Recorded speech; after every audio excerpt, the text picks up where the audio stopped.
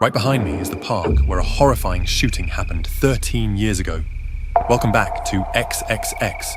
I'm the cameraman, Jack. I'm Andy. I'm your lovely Mia. Today, we're exploring this supposedly haunted park. My sister Mia, her boyfriend Andy and I run a YouTube channel together. Our main content is exploring abandoned places rumoured to be haunted. I'm in charge of filming for the group. Mia is the host, and Andy handles video editing.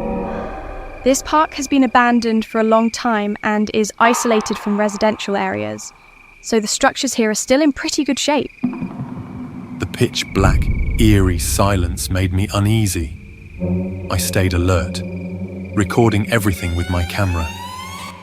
Cameras always capture things that the naked eye might miss. That shadow just now, was it Mickey? Jack! Hey, stop filming! It's too dark here.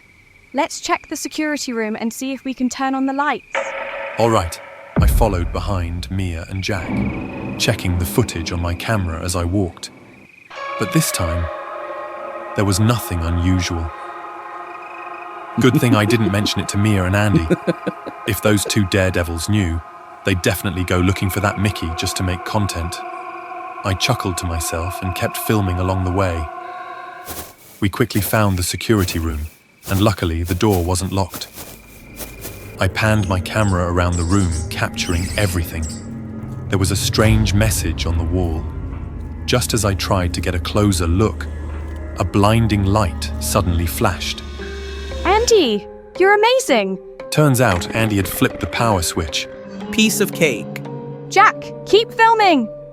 Our handsome Andy here just powered up the whole system.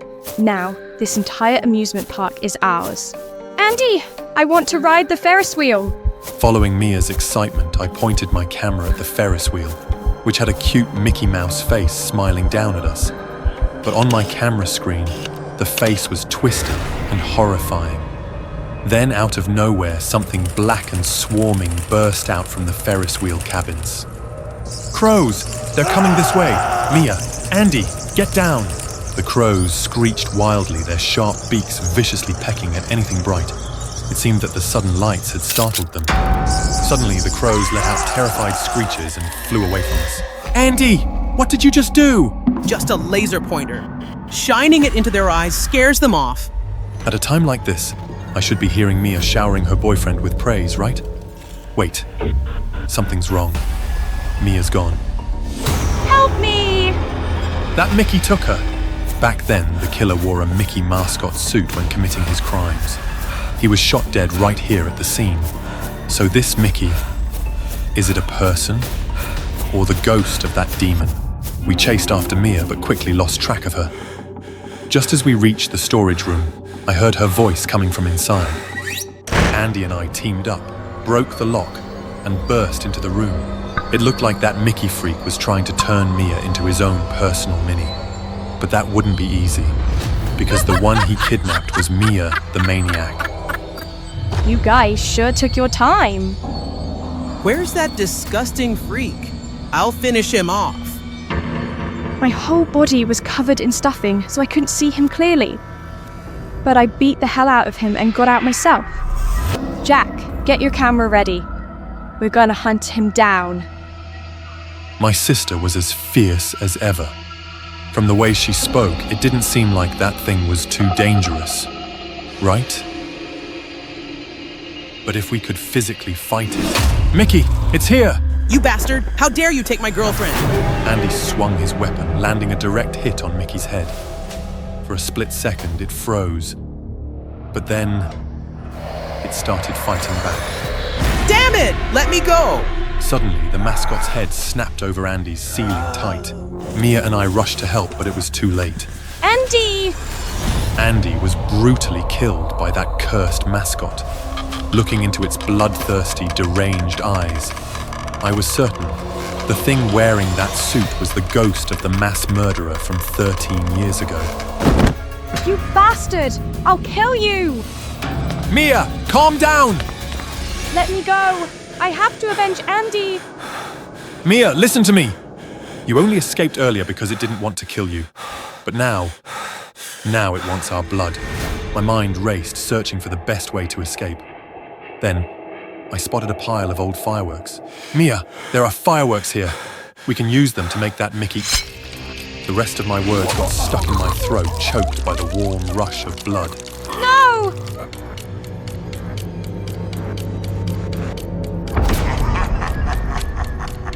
I'll kill you!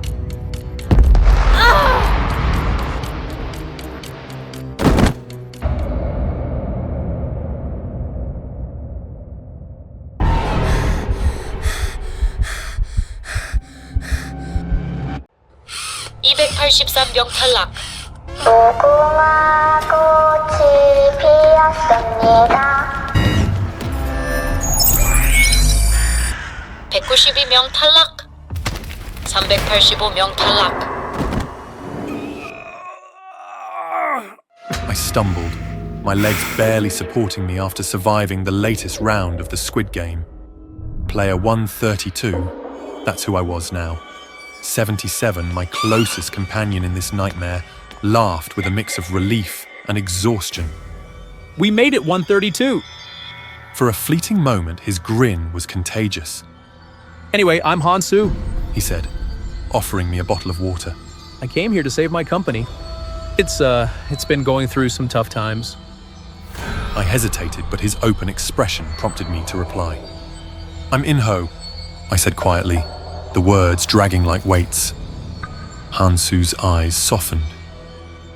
What brought you here? I hesitated, my throat tight. My wife, she has liver cancer. End stage. The light in his eyes dimmed. I'm sorry. He said softly. I gave part of my liver to my younger brother years ago. Now I can't do the same for her. And I don't have time to clear my name. His brows furrowed. Clear your name? I sighed, the words tumbling out. I used to be a cop, a good one, but someone framed me for bribery. I lost my job, my reputation, everything. This game is my last chance to save her. Hansu placed a reassuring hand on my shoulder. We'll get through this together, Inho. Players, welcome to the 4th game. The game you're playing today is Mingle. All players must step onto the central platform. The platform will spin while music plays. When it stops, a number will be called out. You will have 30 seconds to form a group of that exact number. Anyone left out or in the wrong number will be eliminated. 5, 4, 3, 2, 1. Hansu gripped my arm tightly. We're in this together, right? I nodded. The platform began to spin, music blaring as we clung to the railings for balance. When the music abruptly stopped, the overseer's voice boomed. Form groups of 4. I reached for Hansu instinctively. 2 others quickly joined us, and a wave of relief washed over me as I glanced at the chaos unfolding.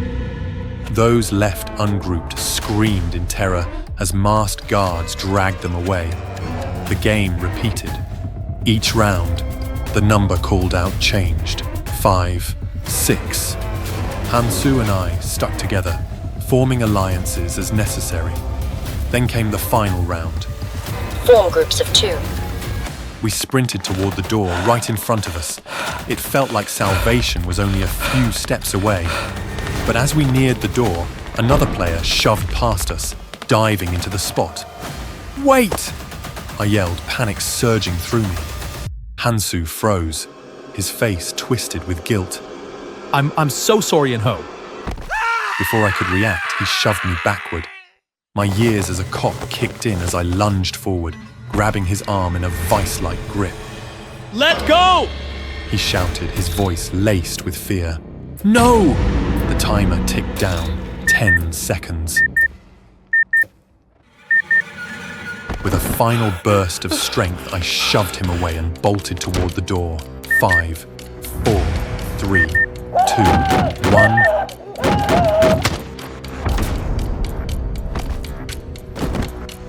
Hansu had been my ally, my friend. But in the end, survival outweighed everything else. The remaining games passed in a blur. Hopscotch. I overcame them with ease. The final game, the Squid Game, didn't pose a challenge for me either. By the time it was over, I wasn't the same person. Every step, every choice was calculated, cold. I won. The prize, 45.6 billion won. But when I returned home, triumph was hollow. My wife was gone. On the table lay a letter, her trembling handwriting scrawled across the page.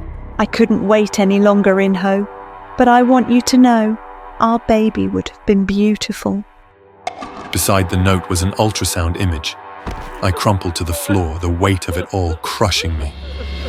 Seeking closure, I returned to my old precinct. That's when I learned the truth. Kang Jun, my former partner, had framed me for bribery. He wanted the promotion, and I was the perfect scapegoat. Rage boiled inside me as I tracked him down, knife in hand. I was ready to end his life, but a voice stopped me. Why waste such anger? I turned to see a man in a black suit, his face obscured by a sleek, three-dimensional mask. I can offer you something better. Destroy him the way he destroyed you, ruin his career, and then... He handed me a familiar card. Invite him to the game. Let fate decide if he survives, or let him depend on you. He removed his mask and handed it to me. With nothing left to lose, I accepted his offer. Now I am the front man. From the control room, I watch as players fight, betray, and bleed. Each scream, each desperate plea, it exhilarates me. When Kang Jun finally stepped into the arena, his pale face stripped of its arrogance, I felt nothing but satisfaction. He didn't last long. As Oh Il-nam, the mastermind of the Squid Game, watched from the shadows, he chuckled. An interesting game, wouldn't you agree? I didn't reply. I adjusted my mask and turned back to the screens. The next season was about to begin.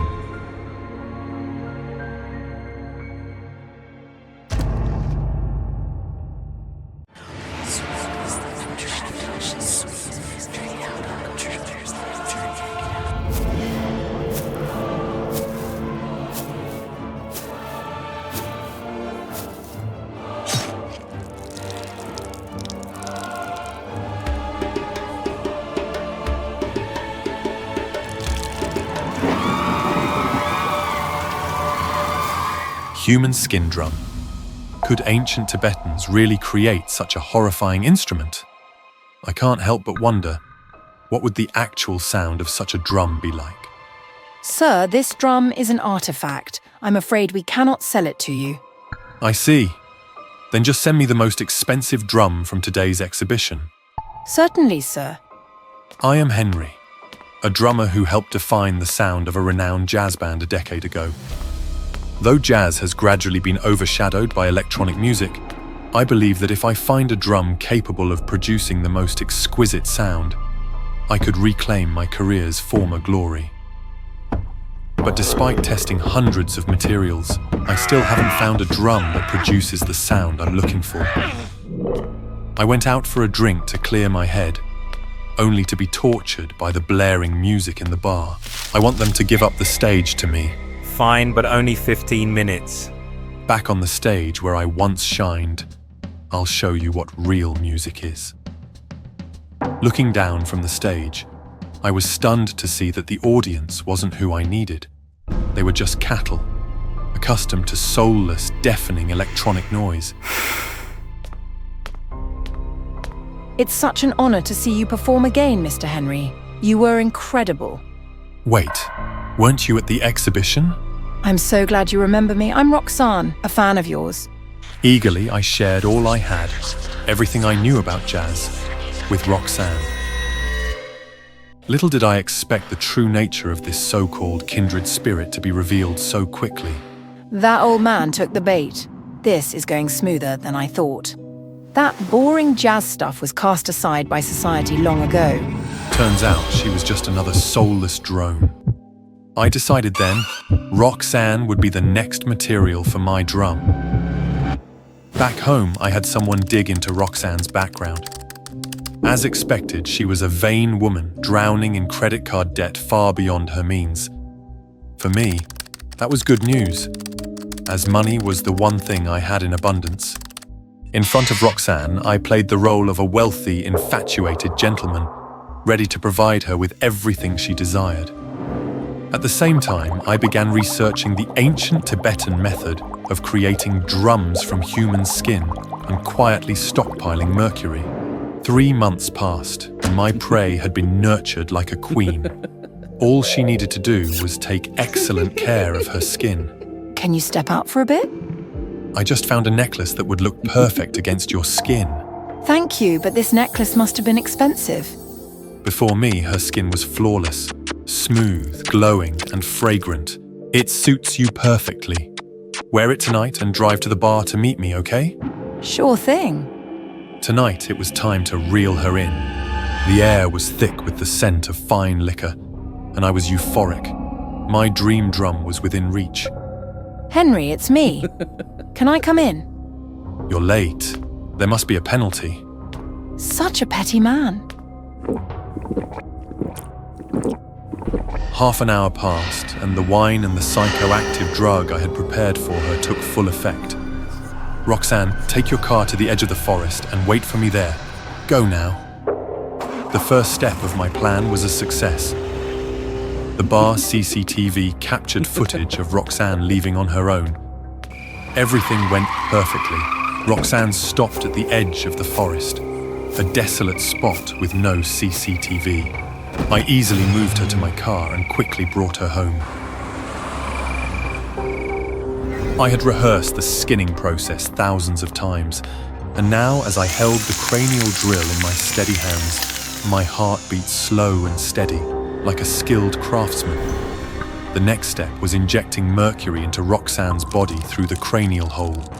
This method would peel her skin from the inside, preserving it flawlessly. But it also caused Roxanne to wake up screaming in agony.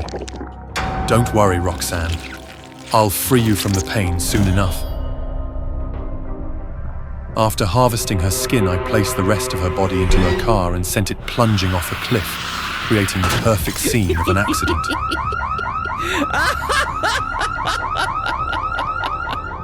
Mr. Henry, was Roxanne your lover? It's all my fault. We were in love, but I had no idea about her debts and the pressures she was under. I should never have argued with her that night. I should never have let her drive home alone. Satisfied, I stroked my masterpiece of a drum.